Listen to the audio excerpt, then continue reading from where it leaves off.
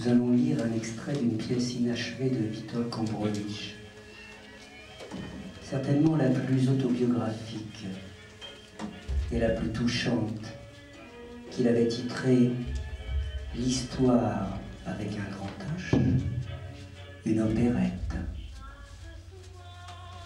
Ici, l'auteur ne prend plus la peine de cacher sa famille sous des noms d'emprunt. Il se met en scène, entouré de sa mère, de son père, de sa sœur, de ses deux frères. Ils sont tous soumis à cette forme que Gombrowicz abhorre.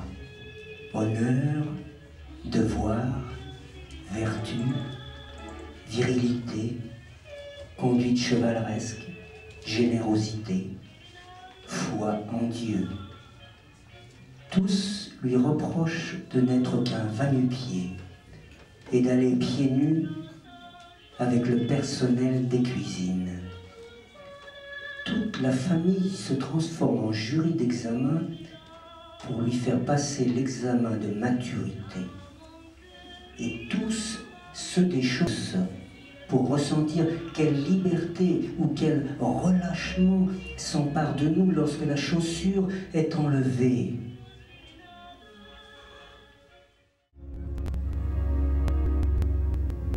Comment est-il possible que je sois si immature et si mûr? Mon Dieu, le monde m'a échappé.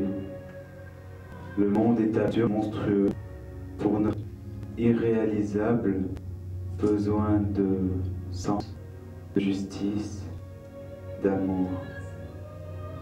Se livrer des masques et des vêtements, aller pieds nus, rejoindre le vert pays de l'infériorité, de la nudité.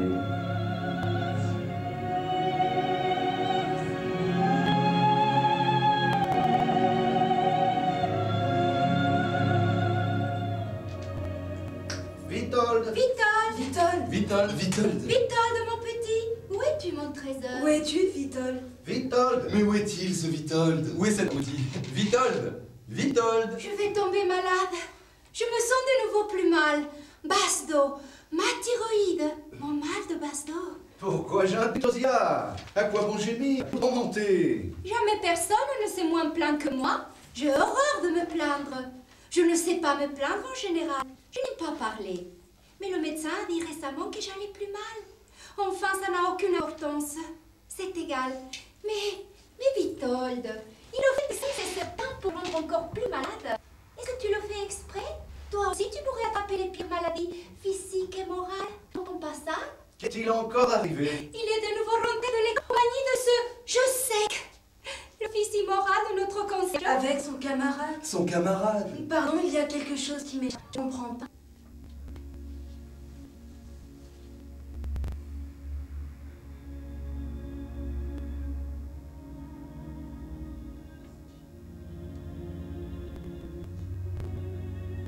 Pourquoi il ne pourrait pas revenir de l'école à la maison avec Josek?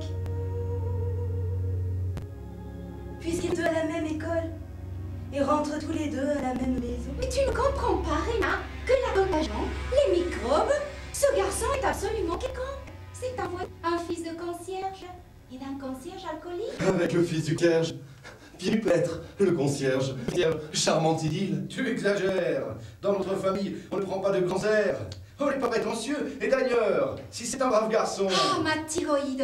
Et la contagion, les microbes. Le monde entier regorge de microbes.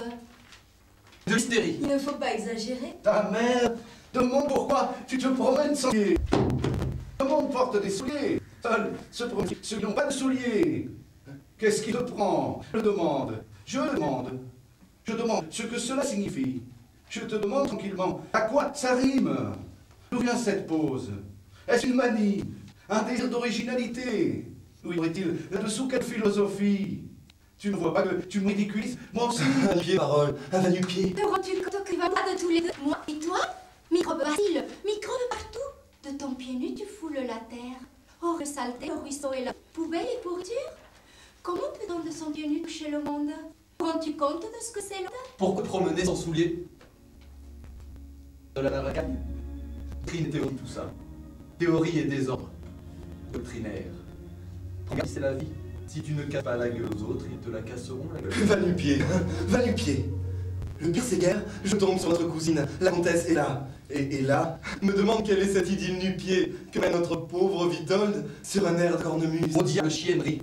Cette intimité pieds nus avec eux, c'est sans doute pour qu'ils te cassent la gueule, te flanquent sur la gueule, dans la gueule. Miasme qui infecte le cœur, mais sur l'esprit, avec des voyous. Je te le demande, pourquoi faire de moi un idiot? Réponds. Ma vie durant, j'ai été un homme normal, et maintenant un fils fou. D'où vient leur peur? De quoi ont-ils peur? De quoi se défendent-ils? La gueule est sur la gueule, dans la gueule. Va nu-pied, va nu-pied. Bacille le microbe. J'ai horreur des extravagances. Il pas de la tangente. Mon cher Vitold, tâche de ne pas énerver mère. Au fond, je ne vois pas pourquoi tu ne te promènes pas sans souliers si cela te plaît. Pas de péché à ça. Dieu ne l'interdit pas, mais je t'en prie, n'énerve pas mère. La pauvre.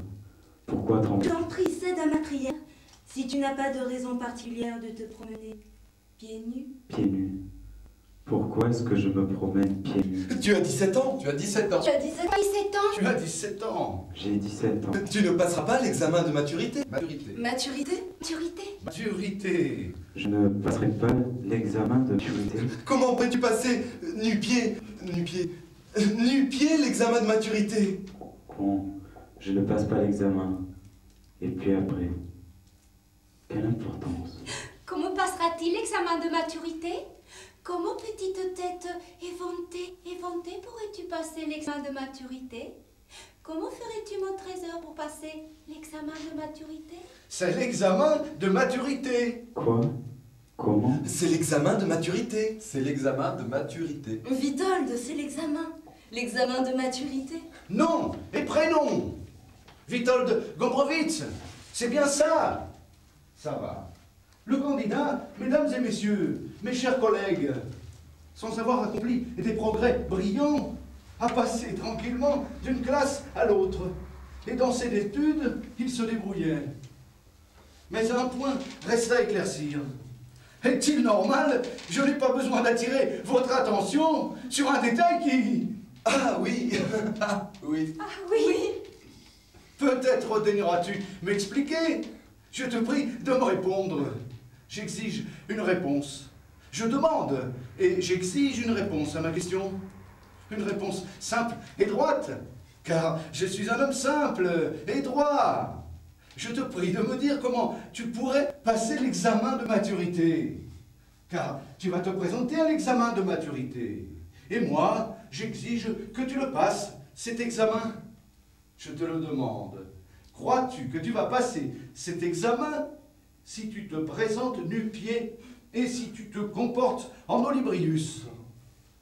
Je te demande si un tel comportement ne témoigne pas irréfutablement d'un manque de maturité mentale. C'est vrai. C'est demain l'examen. Que tu ne passeras pas. Que tu ne passeras pas. Que tu ne passeras pas. Que tu ne peux pas passer, mon chaton, que tu ne passeras pas. C'est bien possible que je ne le passe pas. Je préfère répéter que je ne le passerai pas. Si je le répète, peut-être le passerai-je. Mais mon petit, comment pourrais-tu passer l'examen? Tu ne peux pas le passer, c'est évident. Tu produiras une impression déplorable. On te recalera pour manque de maturité. De maturité. Sans doute ne le passerai-je pas. Si j'étais vraiment mûr, le monde me traiterait d'une façon mûre. Hélas, même ma famille la plus proche pense qu'elle peut me traiter par-dessous la jambe. Gombrowicz, Witold? Quoi? Gombrowicz, Vitold. Quoi? Gombrowicz, Witold. Gombrowicz, Witold. Quoi? Gombrowicz, Vitold. Mais quoi? Non, Gombrowicz. Prénom, Marianne, Witold. Mes chers professeurs, avant d'aborder l'examen, je voudrais dire 2 mots concernant la personne du candidat. C'est bien ça? C'est bien ça? C'est bien ça. Assez paresseux à l'étude. Mais il s'est faufilé de classe en classe. Comportement satisfaisant dans l'ensemble. Mais voilà Loïc. En apparence, le candidat serait plutôt doué. Une certaine supériorité intellectuelle. je dirais même de la finesse. En apparence, je souligne et je précise. Apparemment, il semblerait qu'il en soit ainsi. Mais il n'en est rien, car toutes ces qualités revêtent un caractère douteux, obscur, deviennent opaques, Sans souliers. vulgaires. Des qualités aux pieds nus.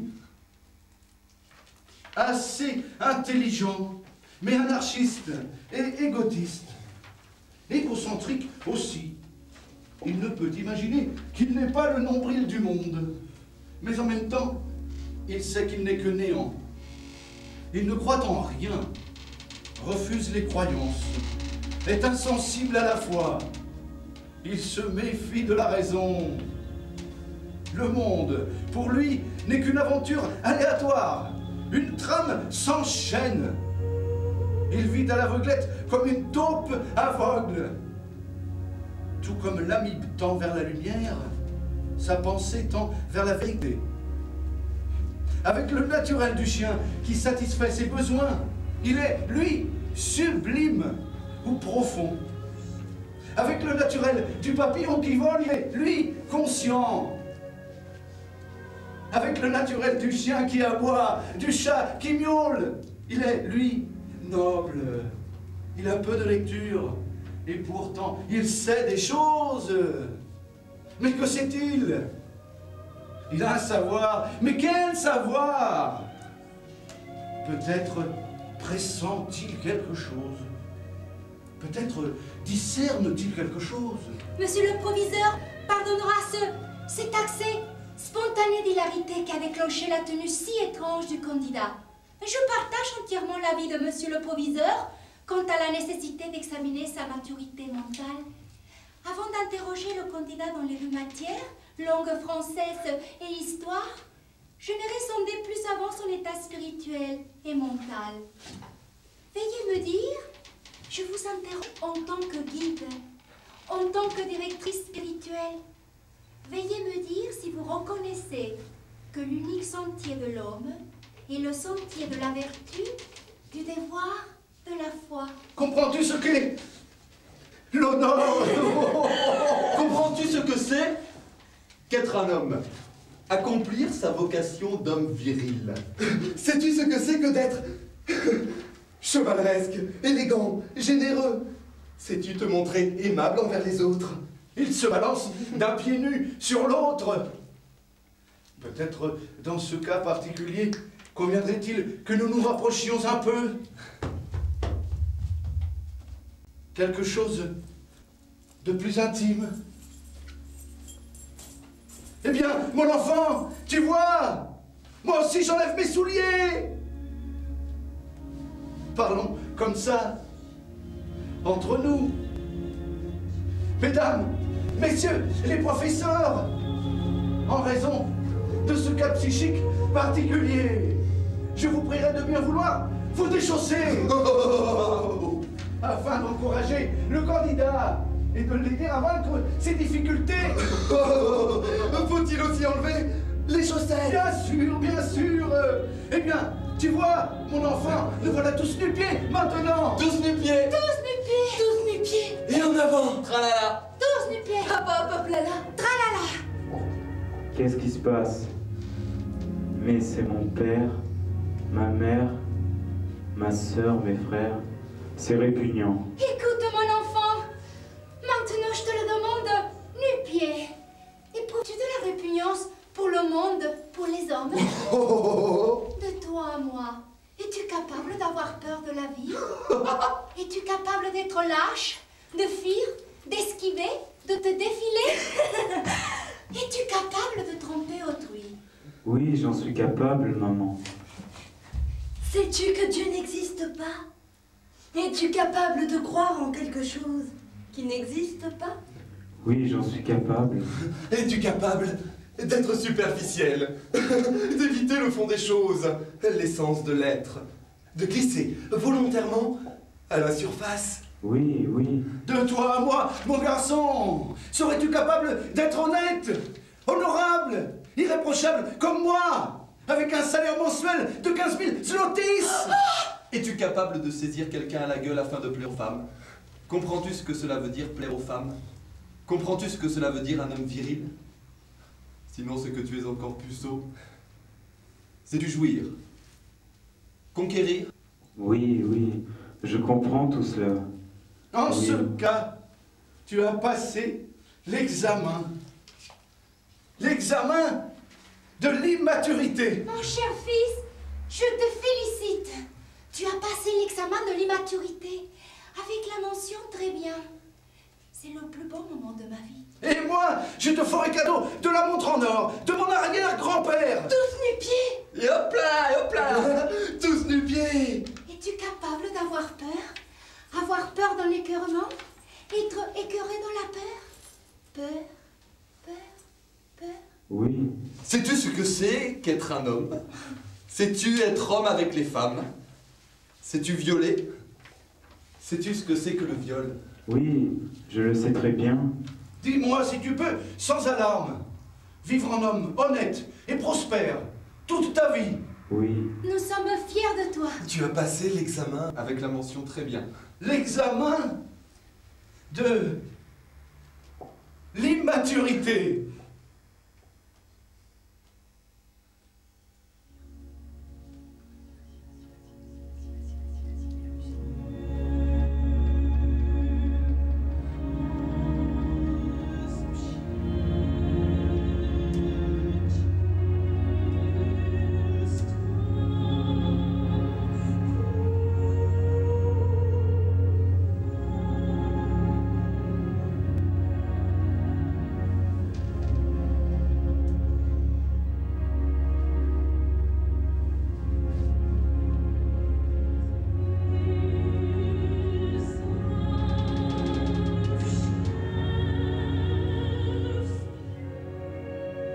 je perçois dans vos paroles une ironie douloureuse et le rire qui se cache derrière vos jeux avec moi. Mais vous vous trompez. Ce n'est pas vous qui vous jouez de moi, c'est moi qui me joue de vous. Depuis longtemps déjà, j'ai résolu d'accueillir gravement ce qui vous fait rire, d'accueillir en riant ce qui vous grave, de vivre des déchets de votre cuisine, dans votre poubelle, sur vos ordures. C'est là qu'est ma place.